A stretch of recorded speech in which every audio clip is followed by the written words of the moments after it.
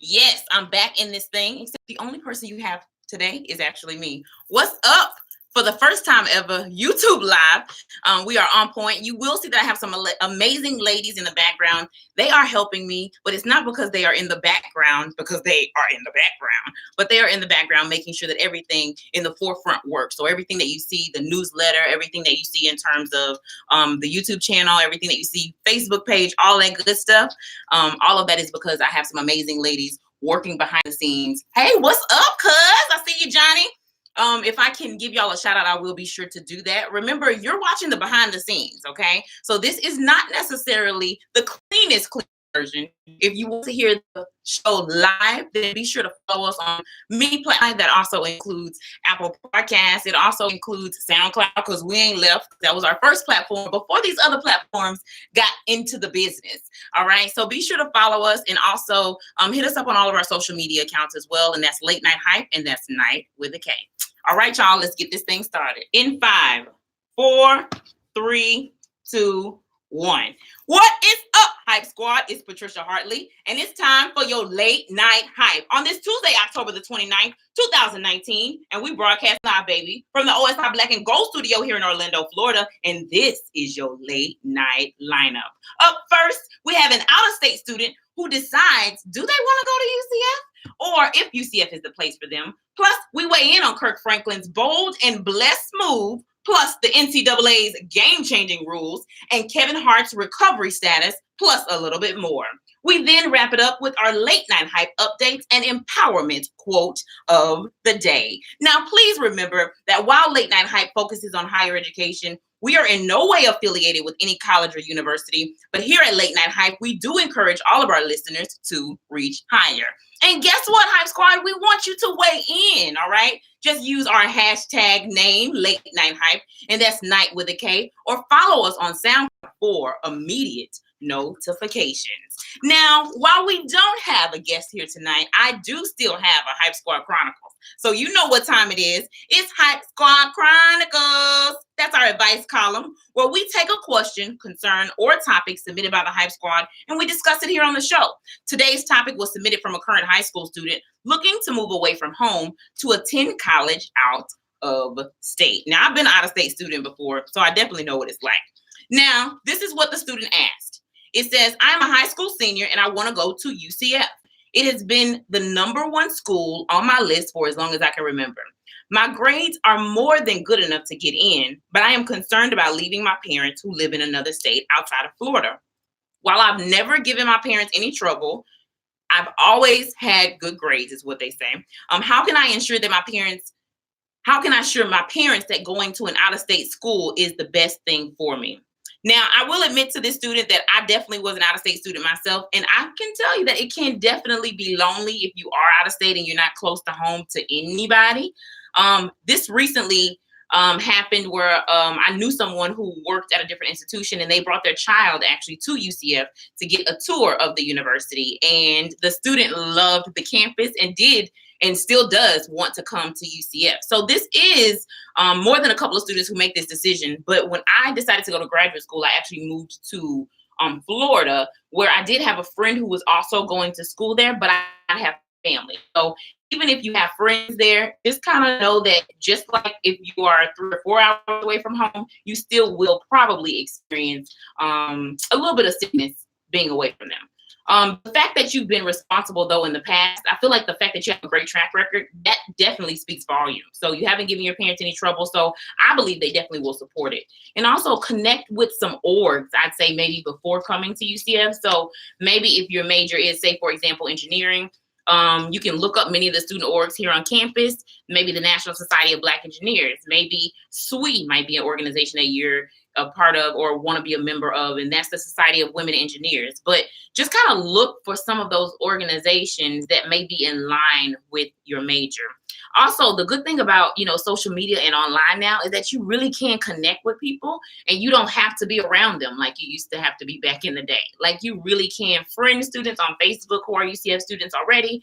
You can also start following some of the student orgs on Instagram, including Late Night Hype. Although we are not an official student organization, nor are we affiliated with any college, we do encourage all of our listeners to reach higher. Also look into programs, right? So sometimes they'll have programs to connect you with students before you get onto campus. Sometimes they'll have leadership programs on campus. Sometimes they will have honor programs that you can be a part of or you can apply to prior to getting to school. Yes, even if you're still in high school, you still can apply to things in college prior to officially attending that university. Now, of course, any job positions, if you're looking to still maintain or have a job, I would also look out for that as well. But I do believe in something called Aston's theory of involvement. And basically, students who are involved at some level at a college or university, they're more likely to actually graduate. So the more involved you are, the more likely you are to graduate. Okay. So shout out to all of those students who are out of state students. I know it can be lonely at times, but it's worth it because I did it. I definitely did it. I went in my undergraduate. I was probably about maybe 2 hours away from home the first time I went to a junior college. Then I transferred to a university, which was even further away from home. I think at that point in time, I was maybe 4.5, almost 5 hours away from home. And then once I graduated, got my bachelor's degree, I moved to Louisiana where I got a job out of undergraduate. And then I moved to Florida to go to graduate school. So I'm definitely used to being an out-of-state student. I've been a transfer student. I've been a junior college student. I have been a university student. So I do have those experiences. And although, yes, it gets lonely, if you ask me, was it worth it? I'm going to tell you like this, hell to the yeah. Whoop, whoop. Now, if you have a question, need advice, or just have a topic that you'd like for us to discuss on the show, be sure to DM us on IG or Twitter at Late Night Hype. I see you, JJ. I almost got distracted, you see? Yes, shout out to all of my Facebook peeps who are watching. I definitely appreciate it. And if you have something that you want to weigh in on, because I'm about to start talking about the hot topics, be sure that you do that as well. All right. So up first in our entertainment alert, we're talking about how Kirk Franklin keeps it real. Now, Kirk Franklin just recently won some awards. He won 2 Dove Awards, including one for Contemporary Gospel Recorded Song of the Year and one for Gospel Artist of the Year. But this is not one of those conversations where we are talking about Kirk Franklin in terms of his music. It's more of his acceptance speech that he gave that was cut off. So, according to BlackAmericaWeb.com, Kirk Franklin is boycotting now the Dove Awards after they edited out part of his acceptance speech. Franklin posted on a Facebook video on Monday that said he would no longer attend events associated with the Dove Awards, GMA, or Trinity Broadcast Network until tangible plans are put in place to protect the champion diversity. The 50th annual award show was held in Nashville, Tennessee on October the 15th and aired on October the 20th on TVN. Not only did they edit my speech, they edited the African-American experience, says Kirk Franklin. That's deep, Kirk. That's deep. Now, this is not the first time that Franklin has criticized the show for editing his statements. According to the report back in 2016, the Dove Awards also is a place where he spoke out about police brutality and urged other Christian artists to also speak out about racial injustice. But that speech was also edited when it later aired on TVN. This year, he referenced a police shooting that happened just a few days earlier that caused outrage and called for police accountability. That happened in Dallas, if you're not familiar with that. I believe the lady named Tatiana. And it happened not that long after the other incident that happened with the police officer who went into the home of the young man, and she basically killed him. She thought that was her apartment that he was in. However, the GMA statement said that due to the broadcast window, they had to significantly edit the show down to 2 hours.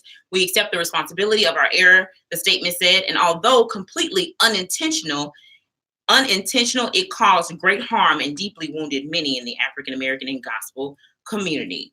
Shout out to Kirk Franklin, yes, for his awards, but for also just stepping up and standing up for what is right, which is essentially police reform. So shout out to Kirk for that. And congratulations on your award. I must give Kirk just a different shout out, because I know I've said this before, but Kirk, thank you so much for transitioning us into the kind of gospel music that you transitioned us into. Because when I heard Stomp for the first time, honey, I almost got out of line at church. First, praises and honor to those who are about the house of the Lord. But I almost lost my mind when I heard Stomp in the church. Holly, Stomp! Oh, yeah. Make me clap my hands, and that's it. Let's talk about this NCAA, though. I'm excited about this part because folks is about to get paid, all right? So a group of NCAA administrators has been exploring since May the ways in which athletes could be allowed to receive compensation for the use of their names, images, and likeness. The task force, led by Ohio State Athletic Director Gene Smith and Big East Commissioner Val Ackerman, presented a status report Tuesday to the Board of Governors composed of university presidents. The outcome is in favor, basically, of the athletes with a unanimous vote to permit them to benefit from the use of their name, their image, and also likeness.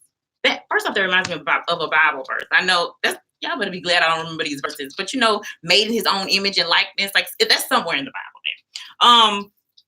The NCAA and its members schools now must figure out how to allow athletes to profit while still maintaining rules regarding amateurism, which is basically practicing an activity on an unpaid rather than a professional basis. And the board asked each of the NCAA's 3 divisions to create the necessary rules beginning immediately and have them in place no later than January of 2021, according to the report. Now, the NCAA shift came, according to this report, a month after California passed a law that will make it illegal for NCAA schools in the state to prohibit college athletes from making money on such activities, such as endorsements, autograph signings, and social media advertising. There's also a federal bill in the works sponsored by North Carolina Republican U.S. Representative Mark Walker that could prevent the NCAA and its members schools from restricting its athletes from selling the rights to their names, images, and likeness to third-party buyers on the open market. So although, yes, somebody said yes, there's still other people that's trying to say no, and there's still more to come when it comes to this particular topic. So I am glad, though, overall, that when it comes to the unanimous vote, that they did determine that, hey, these athletes should get paid for that. And some people think they should get paid for even more. And while that's another story, I'll leave it right there and talk a little bit about Kevin Hart. So Kevin Hart is out and about. I saw him with Jay-Z. I think there was a photo with him like in the last week or so. He was out and about with Jay-Z. Well, last month, Kevin Hart was injured in a terrible car accident, but is recovering very well.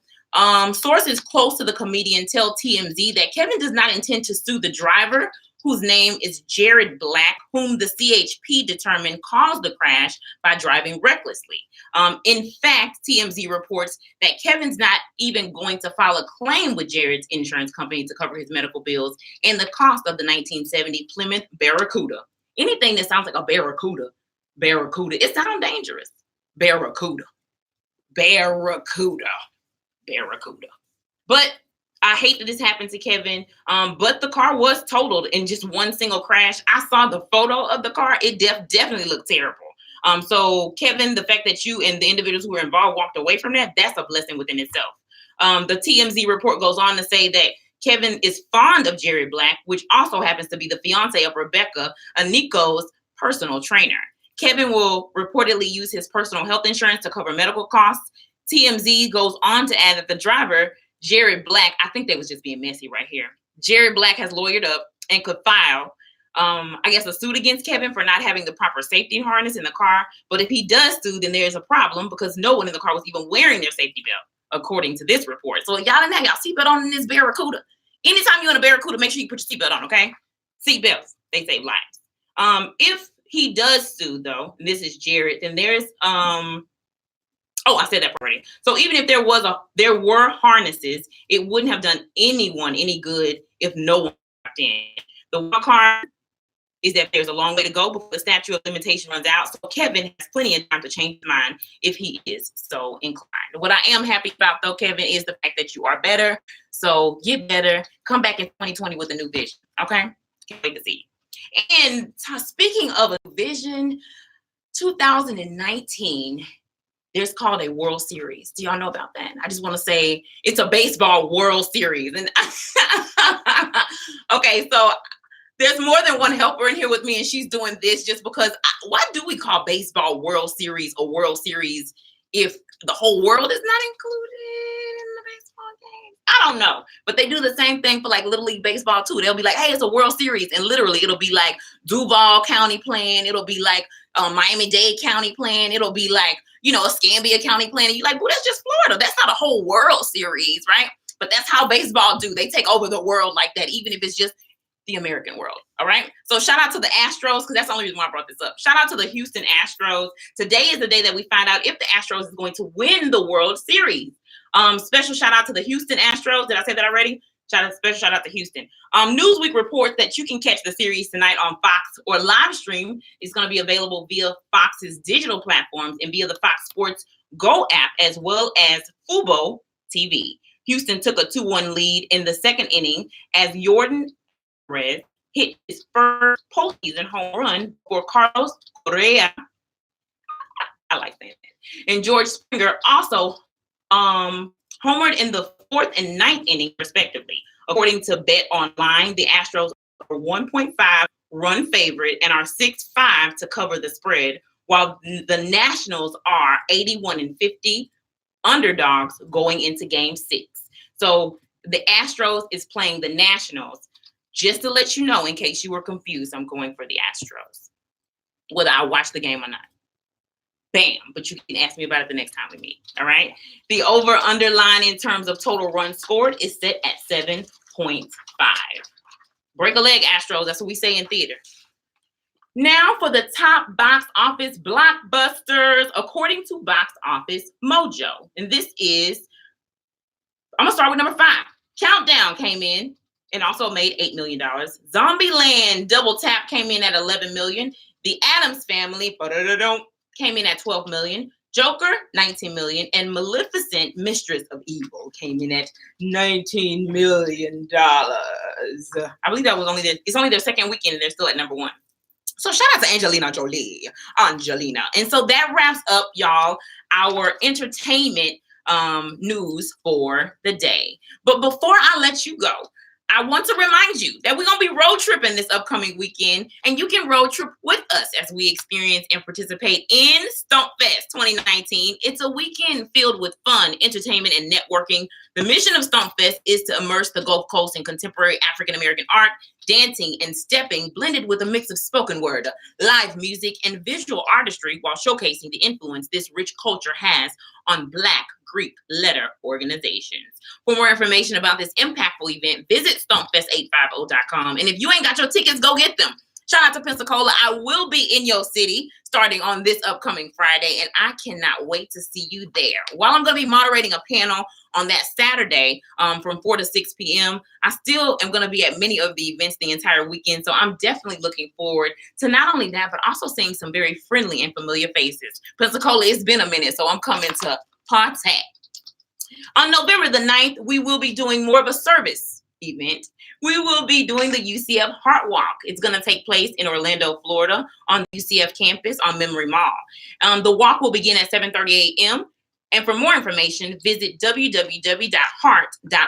Or if you want to walk with our team, feel free to hit us up at latenighthype@gmail.com. And that's night with a K. All right, y'all. So be sure to leave us a review. We are now on Spotify, Apple, SoundCloud, iHeartRadio, Pocket Cast, and almost anywhere podcasts are played. I want to give a special shout out to iHeartRadio. I don't know what took.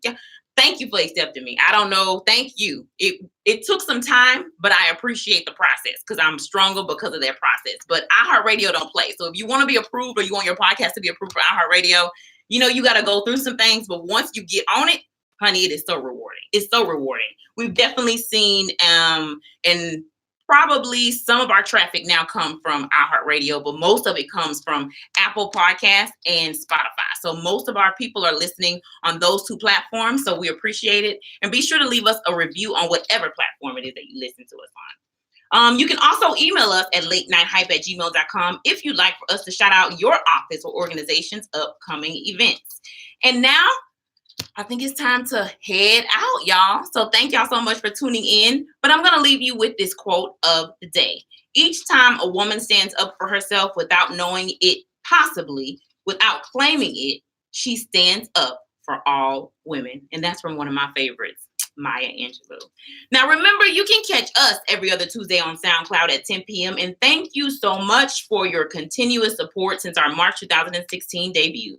Don't forget to leave us a review and follow us on Facebook, Instagram, and Twitter using the show's social media hashtag Late Night Hype. And you can also interact with us using the hashtag Late Night Hype, and that's night with a K. Tune in next time for another episode of Late Night Hype. Good night. Okay, so that's a wrap for this Let me tell my live people, thank you so much. Hey, I see you, cuz. Hey, Hannah. Good to see you. Cousin John, thank you so much. Okay. Oh, I see you. I see you. Tracy, classmate, see you too. Thank you so much for tuning in, y'all. We definitely appreciate it. Enjoy. Thank you, YouTube Live. And thank you so much, Instagram Live.